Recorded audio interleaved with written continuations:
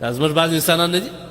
دا په حلال روزي باندې شرمېږي دا په مزدوري شرمېږي ټول عمر به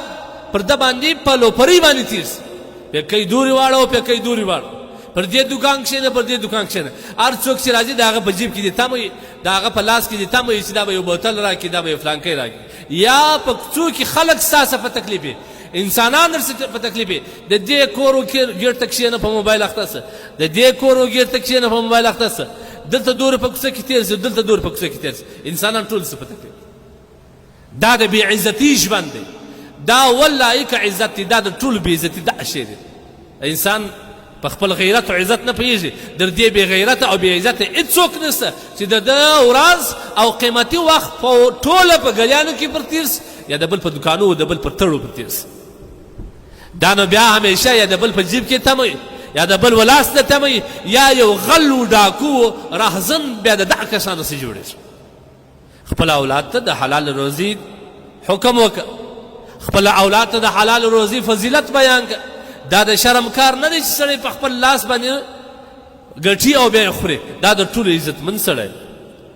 هغه د ټولو بې غیرته او ذلیله او بې عزته سړی دا دی چې همیشه په خپل حلال روزي او روزانه او مزدورۍ باندې شرمېږي د بل وجیب ته تمه خود به بیا یا د پلاره پیسې غلا کوي یا به د مور غلا کوي د مور پلار داسې غلا کوي بیا د همسایګانو کور ته وراوړي بیا د کلیوالو کورو ته وراوړي اخر د زمانې یو غټ ټاکو یو غټ غل د دغه سړي څخه جوړ شي ګورې واورئ د حلال روزي ګټل دا عبادت دی دا یو فریضه ده د الله د لورې پر تا ایښودل شوې ده حدیث کې هم راځي طلب کسب الحلال فریضة بعد الفرائض د نور فریضو نه وروسته دا هم پر تا باندې یو ذمهداري ده یو فریضه ده ته به کوې هغه سپین ږیري تاسو نه دي لیدلي چې خپل لاسونه یې تڼاکې کړي هغه مسافر کسان تاسو نه دي لیدلي چې په بار ملکو کې ګرځي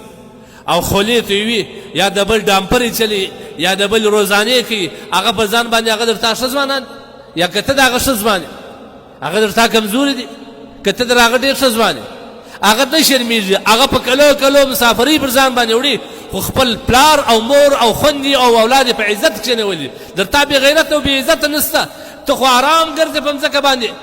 او دا د ځان دپاره عزت بولې ستا ښځه هم د بل کور څخه پکه راوړي ستا ماشومان هم د بل پر کورو باندې ګرځي عام تر دې چې د کالو صابون هم د بل چا په خواص باندې راوړي دا ته غیرت بولې دا ته عزت بولې دا عزت او غیرت نه دی